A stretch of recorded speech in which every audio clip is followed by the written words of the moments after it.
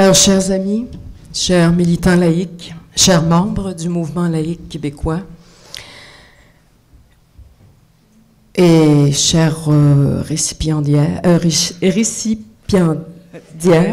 les gens qui l'ont déjà reçu. Alors, je suis très honorée de recevoir ce prix Condorcet de Saules, et je tiens à remercier bien sincèrement le mouvement laïque québécois d'avoir pensé à moi pour cette distinction si prestigieuse. Lorsqu'ils ont appris la nouvelle, plusieurs m'ont dit « Louise, ce prix ne pouvait pas mieux tomber. » En effet, avec tout ce qui m'est tombé dessus depuis les dernières élections, je peux dire que cette reconnaissance par mes pairs est la seule chose qui tombe en mon temps. Et c'est avec une grande fierté que j'accepte ce prix, qui est en quelque sorte la coupe Stanley des militants laïcs québécois.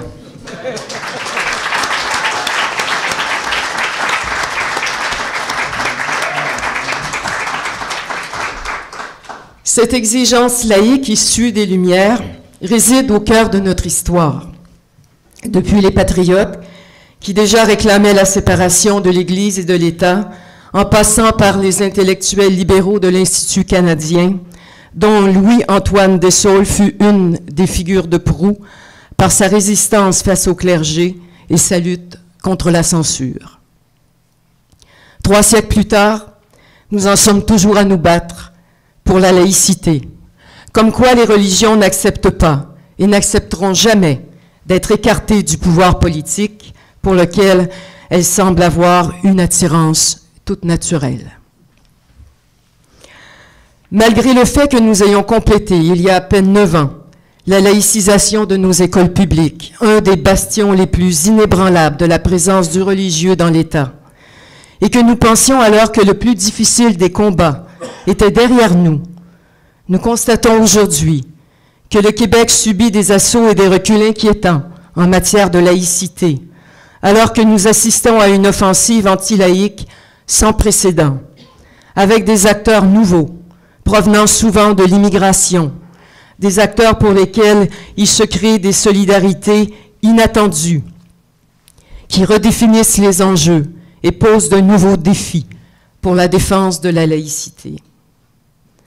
Si on veut que notre combat ait un sens et un maximum d'efficacité, il importe de bien analyser le rôle de l'islam, ici même au Québec, pour comprendre comment celui-ci contribue à modifier le paysage politique. Je vous propose donc de revenir sur un sujet que bien des gens préfèrent ne plus aborder, la fameuse charte des valeurs du PQ. Bien que la laïcité ne peut se résumer à ce projet, il n'en demeure pas moins que ce dernier contenait politiquement 2 éléments majeurs que je qualifierais de dynamite et qui en a fait d'ailleurs exploser plusieurs. Le premier élément est que par ce projet de loi, le gouvernement affirmait sa légitimité politique en matière de laïcité au lieu de demeurer à la remorque des chartes et des juges, et qu'il a osé défier ce que l'on appelle la judiciarisation du politique, qui vise l'affaiblissement d'un gouvernement national. Premier péché mortel. Deuxième élément, le voile islamique. À part le projet de loi 94 portant sur le niqab et mort au feuilleton, de toute notre histoire laïque, c'était la première fois qu'une proposition pour la laïcité s'adressait à une religion qui n'était pas la nôtre, une religion minoritaire, et pas n'importe laquelle, l'islam, pour qui la laïcité est une hérésie. Bien sûr, on dira que la proposition voulait interdire le port de signes religieux ostentatoires, que cette proposition-là s'adressait à toutes les religions. Mais n'eût été que des crucifix pendus au cou, nous savons très bien que cette proposition n'aurait jamais vu le jour. Deuxième péché mortel. L'importance du voile islamique a dès le départ occulté toutes les autres propositions de la charte. Et c'est principalement autour de celui-ci que toute la controverse et tous les enjeux se sont cristallisés. Pourquoi? Parce que le voile est un signe politique qui opère comme un procédé de marketing en rendant l'islam visible et présent dans tous les lieux publics et que porté par les employés de l'État, bien évidemment les femmes, il sert aussi à contester la laïcité de nos institutions publiques et à remettre en question leur culture laïque. La critique de l'islam n'est pas chose facile, parce qu'il nous prive de la zone de confort habituelle que nous avons lorsqu'il s'agit de critiquer les chrétiens, et qu'il jouit d'une protection que ces derniers n'auront jamais au Québec. Celle d'incarner l'autre, l'altérité, et de réclamer, au nom de l'ouverture à l'autre, l'ouverture au voile et à l'islam. Pourquoi croyez-vous que le combat laïque face aux catholiques faisait l'unanimité dans les syndicats, dans la gauche, chez les féministes et tous les progressistes, alors que ce même combat, au nom des mêmes principes, devient soudainement face à l'islam, du racisme et de la xénophobie?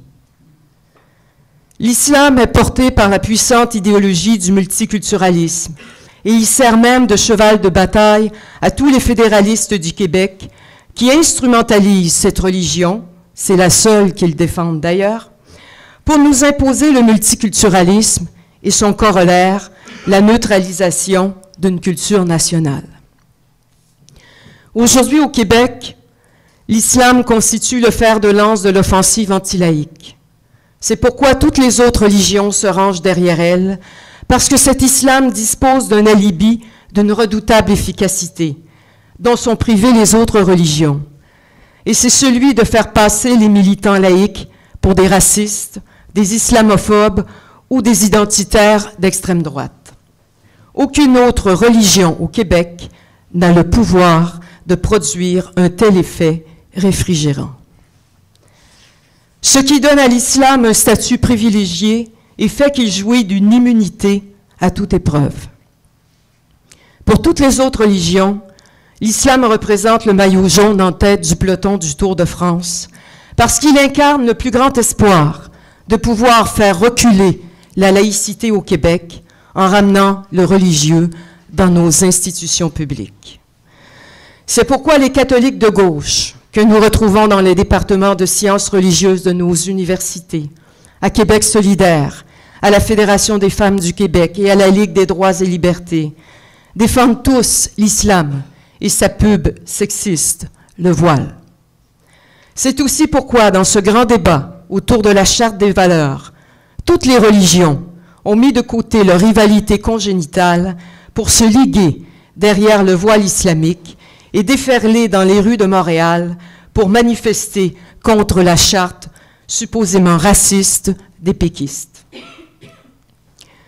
L'islam pose de nouveaux défis à la laïcité au Québec.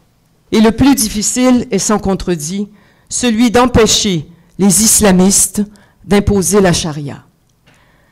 Quand on voit, comme on l'a vu la semaine dernière, des musulmans assis aux côtés du Premier ministre, prétendant représenter la communauté musulmane, alors qu'ils ont tous milité activement contre la Charte des valeurs, quand on sait que dans cette communauté, il y avait aussi beaucoup de musulmans laïcs, et que certains d'entre eux qui étaient assis aux côtés de M. Couillard fréquentent des gens qui militent pour imposer la charia au Québec. Il y a de quoi être inquiète pour l'avenir de la laïcité.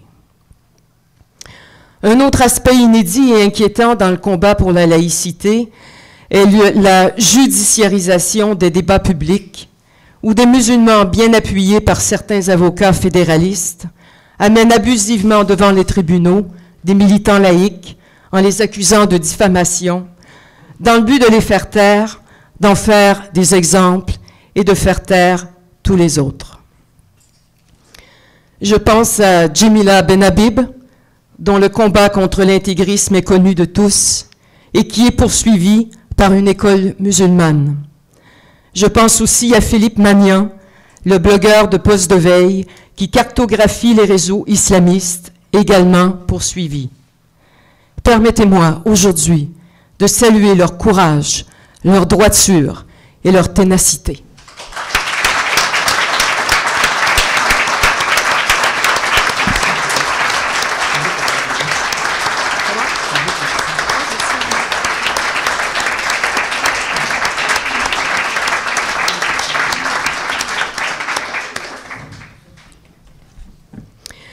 L'islam a redessiné le paysage politique et fait prendre au combat laïque une autre dimension.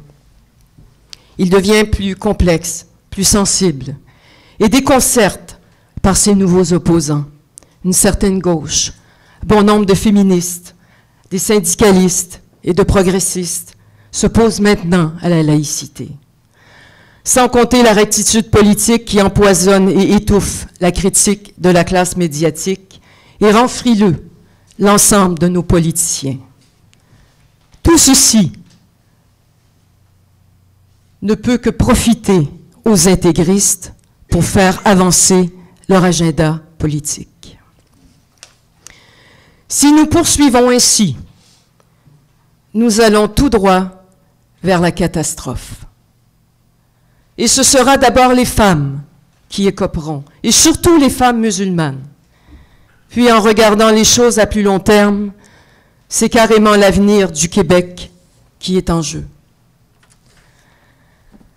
Contrairement à ce que certains politiciens prétendent, la laïcité est toujours d'actualité. Elle n'est pas derrière nous, mais devant nous. Et sa défense est plus que nécessaire. Faire autrement serait faire preuve d'une grave inconscience. Nous, les laïcs, nous devons redoubler d'ardeur, nous consulter, nous solidariser et nous appuyer mutuellement. Nous devons également continuer d'éduquer la société civile. Chers amis, je tiens à vous remercier bien chaleureusement d'être venus ici aujourd'hui pour me témoigner votre appui. Et soyez assurés que je ferai l'impossible pour être à la hauteur des idéaux de Condorcet et de Dessaulles qui ont consacré leur vie à la défense de la laïcité. En terminant, j'aimerais ajouter un merci tout spécial à ma conjointe, Lorraine. Merci pour ton soutien indéfectible et inestimable. Merci.